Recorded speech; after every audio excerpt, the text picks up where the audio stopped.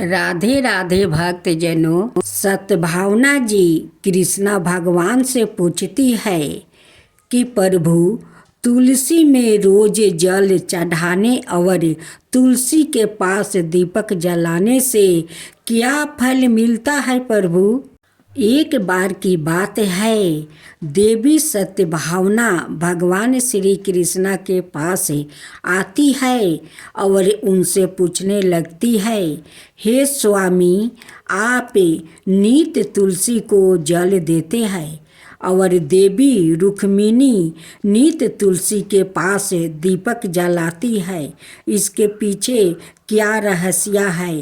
कृपया आप मुझसे तुलसी को जल देने और तुलसी के पास दीपक जलाने का महत्म्य सुनाए। भगवान श्री कृष्णा कहते हैं, हे देवी सत्यभावना, तुमने अत्यंत महत्म्यपूर्ण प्रश्न किया है। देवी तुलसी लक्ष्मी का ही अवतार है। देवी तुलसी भगवान विष्णु को अत्यंत प्रिय है, इसलिए यह मुझे भी सबसे अधिक प्रिय है। मासों में कार्तिक और पशुपतियों में मुझे तुलसी प्रिय है। जो भी मनुष्य तुलसी को जल देता है उस पर मेरी कृपा सदाए बनी रहती है। उस पर मेरी कृपा सदाए बनी रहती है। जो भी मुझे तुलसी पत्रा डालकर भोग चढ़ाता है, मैं उसे प्रेम से स्वीकार करता हूँ। तुलसी पत्रा के बिना मैं किसी भी प्रकार का भोग स्वीकार नहीं करता हूँ। हे देवी, अब मैं तुम्हें तुलसी को जल देने और तुलसी के पास दीपक जलाने का महत्म्य सुनाता हूँ। इसलिए तुम इस कथा को ध्यान से सुनो। जो भी स्त्री इस कथा को ध्यान से पूरा सुनती है वो सदा सुहागिन रहती है। उसके घर में सुख समृद्धि आती है और दरिद्रता का नाश होता है। देवी सत्यभावना कहती है, हे स्वामी, मैं इस कथा को ध्यान से पूरा सुनूंगी। कृपया आप मुझसे वो कथा कहिए। तब भगवान श्री कृष्णा देवी सत्यभावना को वो कथा सुनाने लगते हैं। भगवान श्री कृष्णा कहते हैं कि हे देवी, मध्य देश में श्याम शर्मा नाम का एक वैश्य अपनी पत्नी के साथ रहा करता था। वैश्य के पास किसी चीज की कोई कमी नहीं थी। ईश्वर की कृपा से उसके पास सब प्रकार के ऐश्वर्य थे, किंतु उस वैश्य की कोई संतान नहीं थी, जिस कारण से वो सदाए ही दुखी रहा करता था। उसे वैद्य ने संतान प्राप्ति के लिए कई उपाय बताया। उसने दान धर्म किया, अनेक प्रकार के वैद्य भी बुलाया। उसने नाना प्रकार के उपचार भी किया, किंतु फिर भी उसे कोई संतान नहीं हो रही थी। फिर एक दिन वो वैश्य महामुनि वशिष्ठ जी से मिलने के लिए उनके आश्रम पर जाता है। मुनि वशिष्ठ श्याम शर्मा का स्वागत करते हैं और कुशल मंगल पूछते हैं। तब यह श्याम शर्मा मुनि वशिष्ठ जी से कहता है, हे मुनिवर, मैं अत्यंत दुखी हूँ। मेरी कोई संतान नहीं है और संतान के बिना मेरा उद्धार कैसे होगा? मैंने संतान प्राप्ति के लिए अनेक उपाय भी किया, किंतु मुझे संतान नहीं हो रही है। कृपया आप ही बताइए कि मुझे किस कारण से पुत्र की प्राप्ति नहीं हो रही है। क्या मुझसे जाने अनजाने में कोई पाप हुआ है? तब मुनि वशिष्ठ जी अपनी दिव्या दृष्टि से श्याम शर्मा के पूर्व जन्म के बारे में जान लेते हैं। वशिष्ठ जी कहते हैं, हे वैश्य, पिछले जन्म में तुम्हारे द्वारे घोर पाप हो गया है। इस कारण से तुम्हें इस जन्म में संतान सुख प्राप्ति नहीं हो रहा है। श्याम शर्मा कहता है, हे मुनिवर, कृपया मुझे बताइए, पिछले जन्म में मुझसे कौन सा पाप हुआ था और उस पाप से मुक्त होने के लिए मुझे कौन सा उपाय करना चाहिए। वशिष्ठ जी कहते हैं, हे वैश्य, पिछले जन्म में तुमने जो अपराध किया था उसके विषय में सुनो। पिछले जन्म में तुम एक अहंकारी वैसा था। तुम्हारा जन्म धन्यवान कुटुंब में हुआ था। तुमने पिछले जन्म में एक गाय को अत्यंत दुख दिया था। एक दिन एक गाय भूखी और प्यास से व्याकुल होकर तुम्हारे द्वार पर आई थी, किंतु तुमने उस गाय को ना रोटी खिलाई और ना चारा खिलाया और ना ही उसे जलपान कराया। तुमने बड़ी ही निर्दयता से उस गाय को अपमानित करके घर से निकाल दिया। उस गाय ने अभी अभी बछड़े को जन्म दिया हुआ था और भूख से व्याकुल होने के कारण वो गाय वहीं पर मूर्छित होकर गिर पड़ी और उस दिन वो अपने बछड़े को दूध नहीं पिला पाई। इसलिए इस गाय ने तुम्हें श्राप दे दिया था। इस गाय के श्राप के कारण तुम्हारी ऐसी दुर्दशा हुई है। उस गाय के श्राप के कारण तुम्हें इस जन्म में संतान नहीं हो रही है। वशिष्ठ जी की बात सुनकर उस श्याम शर्मा को बड़ा दुख हुआ और वो सवाए को कोसते हुए कहने लगा, हाय, यह मैंने क्या किया। एक बेचारी दुखी गाय माता की सेवा नहीं की। मैंने बहुत बड़ा अपराध किया है और उसी का दंड मुझे भोगना पड़ रहा है। श्याम शर्मा वशिष्ठ जी से कहता है, हे मुनिवर, मुझे बहुत बड़ा अपराध हुआ है। अब मैं इस पाप का प्रायश्चित कैसे करूं? कृपया आप ही मुझे मार्गदर्शन कीजिए। मैंने जो पाप किया है उससे मुक्ति का कोई तो उपाय अवश्य होगा। मैं अपना सब कुछ देकर उसे पाप का प्रायश्चित करूँगा। कृपया आप ही कोई उपाय बताइए। मुझे संतान प्राप्ति कैसे हो सकती है? क्योंकि शास्त्र कहते हैं, पुत्र के बिना मनुष्य का उद्धार नहीं हो सकता।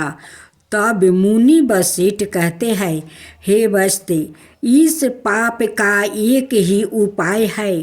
तुम पुण्य प्राप्ति के लिए पुत्रष्ट यज्ञ करो। इसी यज्ञ के फल स्वरूप तुम्हें संतान की प्राप्ति होगी। इस यज्ञ को संपन्न करके तुम ब्राह्मणों को भोजन कराओ, वस्तु और गाय का दान करो, तभी तुम्हें इस पाप से मुक्ति मिलेगी। तब श्याम शर्मा वशिष्ठ जी को धन्यवाद देते हुए कहता है, हे मुनिवर, आपका कोटि कोटि धन्यवाद है। मैं आपके कहे अनुसार अवश्य ही पुत्रष्टि यज्ञ करूँगा और ब्राह्मणों को गायों को दान करूँगा। इतना कहकर वो श्याम शर्मा शीघ्रता से अपने घर पर लौट आते हैं और अपनी पत्नी को सारी हकीकत सुनाता है। फिर वो दोनों ही पुत्रष्टि यज्ञ की तैयारी करते हैं। अनेक ऋषि मुनियों को निमंत्रित देकर वो शाम शर्मा पुत्रष्टि यज्ञ संपन्न करता है और उन ऋषि मुनियों को और ब्राह्मणों को गाय का दान करता है।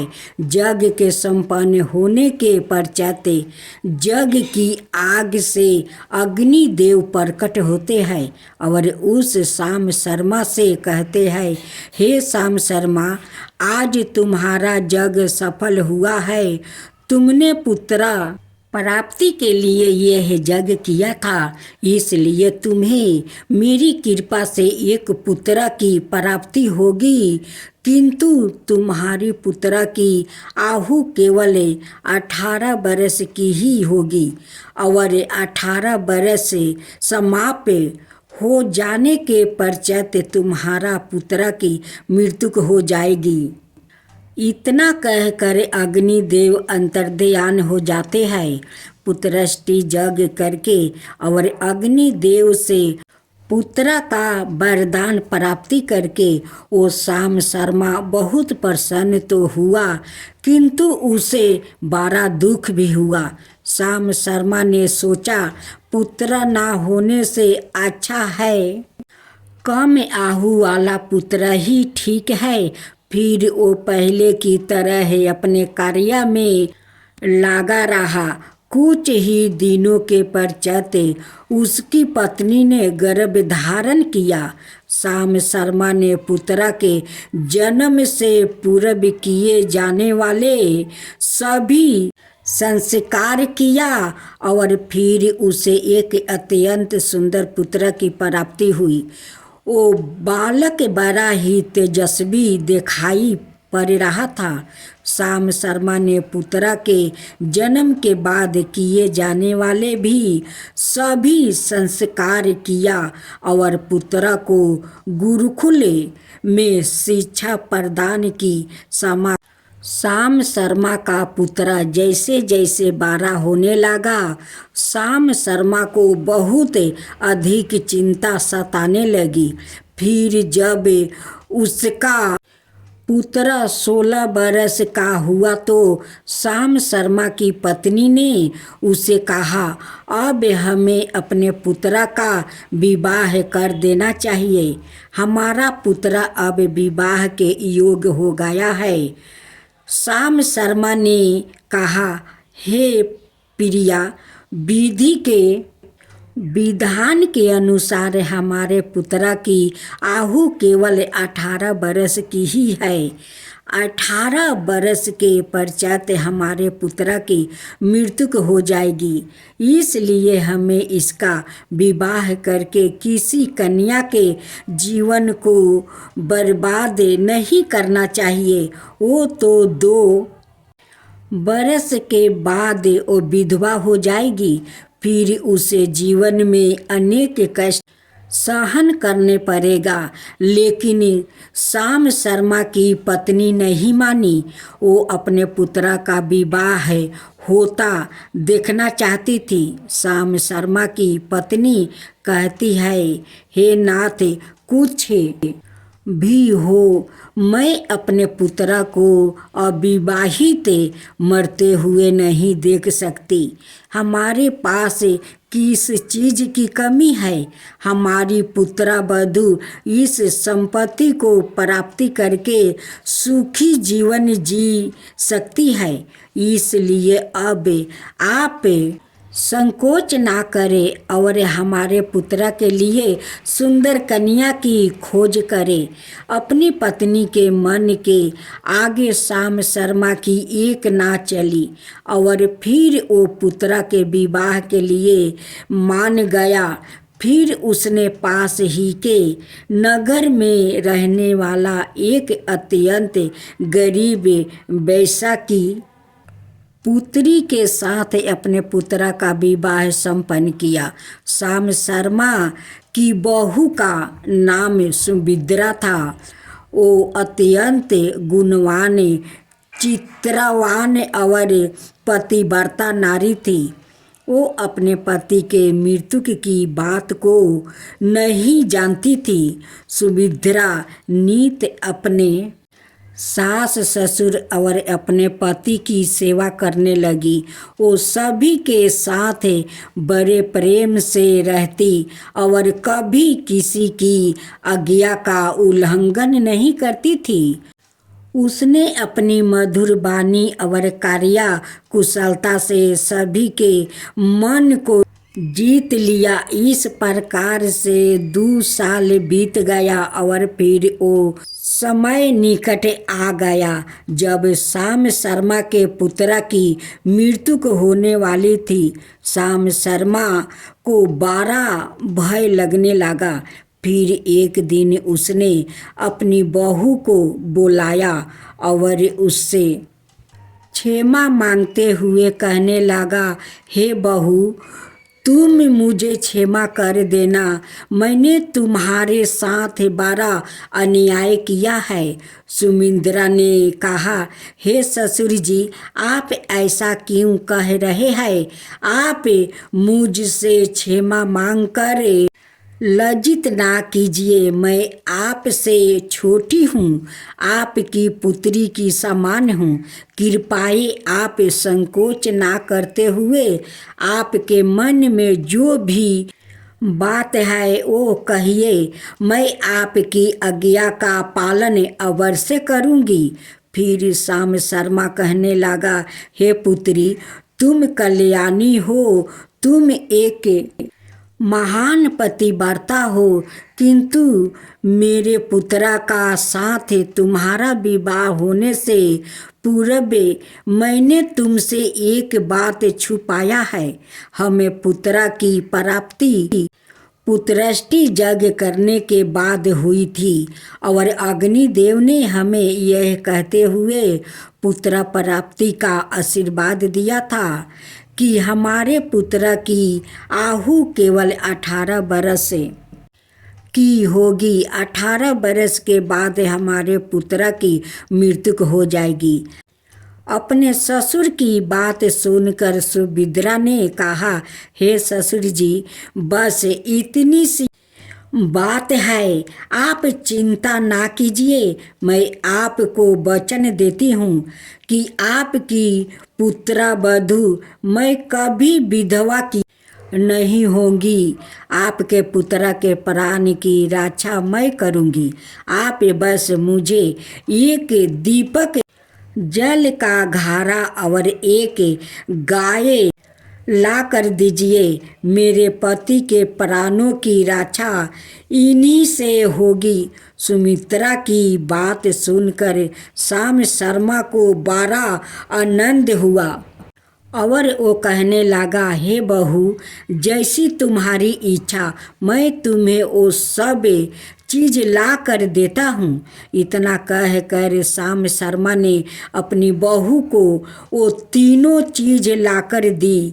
फिर जब वो दिन निकट आ गया जिस दिन सुमित्रा की पति की मृत्यु होने वाली थी, उस दिन सुभद्रा ने सुबह उठते ही तुलसी को जल चढ़ाया और उसे प्रणाम करते हुए तुलसी के पौधों पर एक चुनरी बांध दी और तुलसी माता से प्रार्थना की, हे तुलसी माँ, मैं आपको चुनरी चढ़ा रही हूँ। कृपया अब तुम ही मेरे सुहाग की रक्षा करना। फिर सुबह के समय यमराज का एक दूत श्याम शर्मा के पुत्र के प्राण लेने के लिए उसके घर पर आ गया। जैसे ही वो घर में प्रवेश करने लगा तब तुलसी के पौधे ने उसे रोक दिया और कहा, हे यमदूत, इस घर में निवास करने वाली स्त्री ने मुझे चुनरी चढ़ाया है और इसलिए अब इसके सुहाग की रक्षा मैं कर रही हूँ। तुम इसके घर में प्रवेश नहीं कर सकते। इतना कहकर तुलसी ने यमराज के उस दूत को घर में जाने से रोक दिया। वो दूत भयभीत होकर सुभद्रा के पति के प्राण लिए बगैर ही यमपुरी लौट गया। यमपुरी में जाकर उसने यमराज से कहा, हे धर्मराज, मैं धरती लोक पर एक पुरुष के प्राण लेने के लिए गया था, किंतु तुलसी के पौधे ने मेरा रास्ता रोका। उस तुलसी के पौधे के कारण मैं घर में प्रवेश नहीं कर पा रहा हूँ। इस बात पर यमराज को बड़ा क्रोध आ गया। फिर उन्होंने अनाए दो दूतों को बुलाया और कहा, तुम अब शाम के समय सुभद्रा के घर पर जाओ। जब तुलसी का पौधा सो रहा होगा, तुम उसके पति के प्राण लेकर यमलोक आ जाओ। फिर शाम के समय यमराज के दो दूत सुभद्रा के घर की ओर निकल पड़े। सुभद्रा ने शाम होते ही तुलसी के पास एक दीपक जला दिया और उससे प्रार्थना की, हे दीपक, अब तुम ही मेरे पति के प्राणों की रक्षा करो। यह कह दूत मेरे पति के प्राण लेने के लिए आ रहे हैं। फिर शाम हो गई। तुलसी का पौधे से गाये और यमराज के दो दूत सुभद्रा के घर के सामने आकर खड़े हो गए और सोचने लगा, अब तो इस मनुष्य के प्राण लेकर ही हम यमपुरी लौटेंगे। जैसे ही यम के दूत सुभद्रा के घर में प्रवेश करने लगे, तुलसी के पास लगाए हुए दीपक ने उनका रास्ता रोक दिया और कहा, हे दूत, तुम अब इस सुभद्रा का पति के प्राण नहीं ले जा सकते। उस स्त्री ने मुझे दीपक जला के उसके पति के प्राणों की रक्षा करने की प्रार्थना की है, इसलिए अब मैं उसके पति के प्राणों की रक्षा कर रही हूँ। इसलिए तुम आज उसके पति के प्राण नहीं ले जा सकते हो। तुम यहीं से लौट जाओ, नहीं तो मैं सब कुछ जलाकर भस्म कर दूंगी और मेरी अग्नि से तुम दोनों भी जल कर भस्म हो जाओगे। उस दीपक की बात सुनकर यमराज के दोनों दूत अत्यंत भयभीत हो गए और फिर से लौट कर यमराज के पास चले गए। वहाँ पर जाकर उन्होंने यमराज की सारा वृत्तांत सुनाते हुए कहा, हे यमराज, आपको आज्ञा का पालन करते हुए हम दोनों शाम के समय उस पुरुष के प्राण लेने के लिए गए थे, किंतु तुलसी के पास लगाए हुए दीपक ने हमारा रास्ता रोक दिया, इसलिए हम खाली हाथ ही लौट आया है। यह सुनकर यमराज को बड़ा क्रोध आ गया। फिर उन्होंने अनाए 4 दूतों को बुलाया और कहा, अब तुम सुबह उस सुभद्रा के जागने से पहले जाओ और उसके पति के प्राण लेकर आ जाओ। यमराज की आज्ञा पाकर दूत सुबह सुभद्रा के घर की तरफ जाने लगे, लेकिन इधर सुभद्रा ने रात को ही घर के दरवाजे के सामने जल से भरा हुआ लोटा रख दिया और उससे प्रार्थना की, मेरे पति की रक्षा कीजिए। यम के 2 दूत मेरे पति के प्राण लेने के लिए आ रहे हैं। अब आप ही मेरे सुहाग की रक्षा कर सकते हैं। इतना कहकर वो सुभद्रा सोने के लिए चली गई। इधर यम के दूत सुबह सुभद्रा के जागने से पहले ही उसके घर पर पहुंच गया। जैसे ही वो घर के अंदर प्रवेश करने लगे तब उस लोटे के अंदर भरे हुए जल ने कहा, तुम रुक जाओ, अब तुम इस घर में प्रवेश नहीं कर सकते। यह घर अब मेरी सुरक्षा में है। मैं सुभद्रा के पति के प्राण तुम्हें लेकर जाने नहीं दूंगा।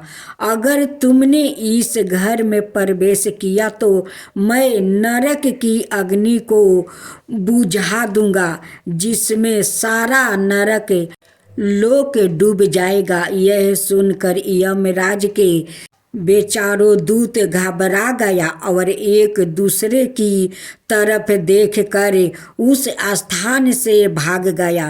वो सभी यम के दूत यमराज के पास लौट गया और उसने कहने लगे, हे धर्मराज, आपकी आज्ञा का पालन करने के लिए हम चारों सुबह सुभद्रा के जागने से पहले ही उसके पति के प्राण लेने के लिए पहुंच गया था, किंतु सुभद्रा के घर के बाहर रखे हुए जल के लोटे ने हमारा मार्ग रोक लिया और इसी कारण से हम उसके घर में प्रवेश नहीं कर सके। अब यमराज को बहुत ही अधिक क्रोध आ गया।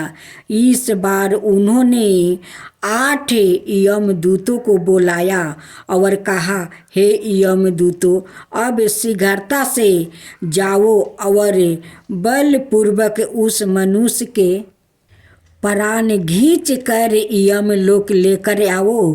फिर वो 8 यमदूत यमराज की आज्ञा का पालन करते हुए पृथ्वी लोक पर उस सुभद्रा के घर के पास आते हैं तो देखते हैं उस सुभद्रा के घर के सामने एक गाय खड़ी है। सुभद्रा ने यमदूतों के आने से पहले ही अपने घर के सामने गाय को बांध दिया था और गाय माता से विनती की, हे गौ माता, आज यमदूत मेरे पति के प्राण लेने के लिए आ रहे हैं। अब आप ही मेरे सुहाग की रक्षा कर सकती हो। हे गौ माता, मैं आपकी शरण में आई हूँ, कृपया मुझे विधवा होने से बचा लीजिए। उस गाय ने कहा, हे पुत्री, तुम चिंता मत करो, तुम्हारे पति के प्राणों की रक्षा मैं सवाय करूँगी। मेरे होते हुए यम के दूत तुम्हारे घर में प्रवेश नहीं कर पाएंगे, इसलिए तुम चिंता से मुक्ति होकर घर में अपने पति की सेवा करो। फिर जैसे ही वो यमदूत घर के अंदर प्रवेश करने के लिए आगे बढ़ते हैं तब वो गाय उन्हें रोक देती है और कहती है, इस घर में तुम लोग प्रवेश नहीं कर सकते। इस घर की रक्षा मैं कर रही हूँ। मेरे रहते कोई भी इस घर के अंदर प्रवेश नहीं कर सकता। यदि तुमने घर के अंदर प्रवेश करने का प्रयत्न किया तो मैं तुम सभी को श्राप दे दूंगी। अगर तुम इस घर के अंदर प्रवेश करना है तो तुम्हें पहले मेरे प्राण लेने पड़ेगा और तुम सभी को गौ हत्या का पाप लगेगा, जिसका कोई प्रायश्चित नहीं है। वहाँ पर उपस्थित सभी यमदूत गाय के द्वार श्राप देने की बातें सुनकर सभी भयभीत हो गए।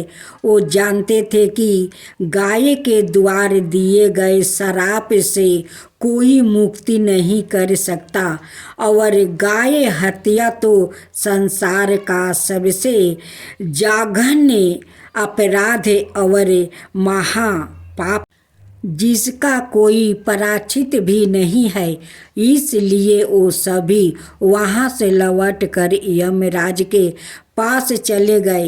यमपुरी जाकर उन यमदूतों ने यमराज को सारा वृत्तांत सुनाते हुए कहा, हे धर्मराज, उस सुभद्रा के पति के प्राणों की रक्षा एक गाय कर रही है। उस गाय ने हमें श्राप देने की बात कही, इसलिए हम सभी भयभीत होकर वापस लौट आए हैं। हम में गाय का सामना करने की शक्ति नहीं है। उन यमदूतों की बात सुनकर यमराज आग बबूला हो गया और सवाए भैंस पर सवार होकर पृथ्वी लोक की ओर निकल पड़े। यमराज अपने भैंस पर सवार होकर उस सुभद्रा के घर के पास चले आता है।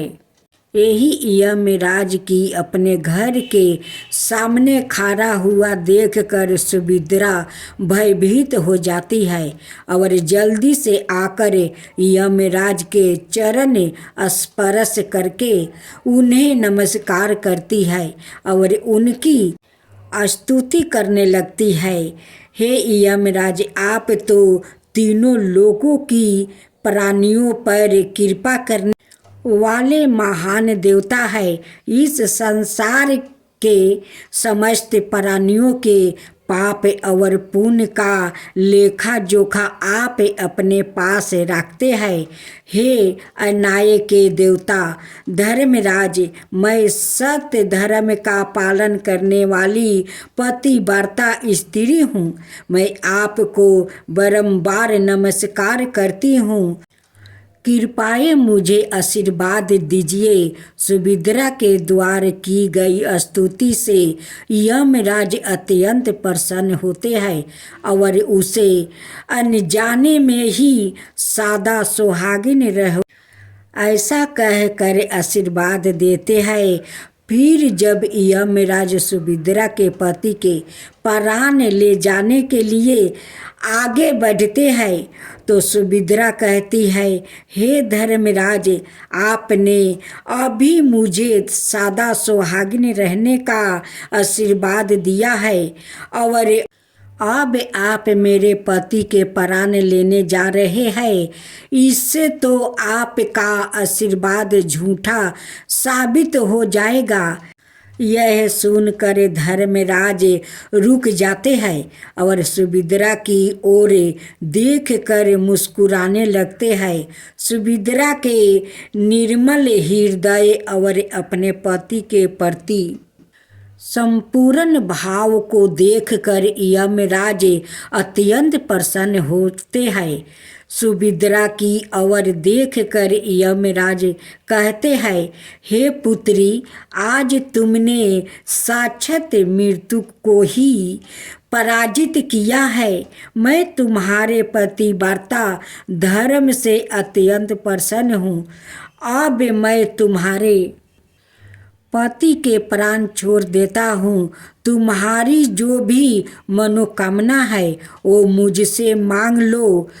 तब सुभद्रा ने कहा, हे धर्मराज, मैं अपने पति के लिए 1000 बरस की आहु मांगती हूँ। मेरे लिए मेरे पति ही परमेश्वर है। मैं अपने पति को छोड़कर जीवित नहीं रह सकती है, इसलिए आप मुझे यही वरदान दीजिए। तब यमराज प्रसन्न होकर कहते हैं, तथास्तु हे कल्याणी, आज से जो भी स्त्री अपने घर के सामने तुलसी का पौधा लगाती है, तुलसी के पास शाम को दीपक जलाती है, जिस घर के सामने गाय बंधी होती है और जिस स्त्री अपने घर के सामने जल का लोटा रखती है, उसके घर में कभी मेरे दूत प्रवेश नहीं करेंगे। इतना कहकर यमराज उस स्थान से अंतर्ध्यान हो जाते हैं। भगवान श्री कृष्णा कहते हैं, हे देवी, इस प्रकार से उस सुभद्रा ने अपने पति व्रता धर्म का पालन कर उसकी मृत्यु को टाल दिया था। इसलिए जो भी स्त्री अपने घर के सामने तुलसी का पौधा लगाती है, रोज शाम को तुलसी के पास दीपक जलाती है, उसके घर में मृत्यु प्रवेश नहीं करती है। जिस घर के पास गाय बंधी होती है, उस घर में कभी दुख दरिद्रता नहीं आती है। जो स्त्री अपने घर के सामने जल से भरा हुआ लोटा रखती है, उसके घर में कभी शोक नहीं होता है। तो भक्त जनों, इस प्रकार से भगवान श्री कृष्णा ने देवी सद्भावना को तुलसी के पास दीपक जलाने का महत्म्य सुनाया। जय श्री कृष्णा। भक्तों जनों, आपको यह कथा कैसी लगी, कृपया कमेंट करके ज़रूर बताइए। वीडियो पसंद आया हो तो लाइक करें, कमेंट में जय श्री कृष्णा अवश्य लिखें। और ऐसी ही और भी बहुत सारी कहानियाँ को सुनने के लिए भजन दृष्टि चैनल को सब्सक्राइब जरूर करें।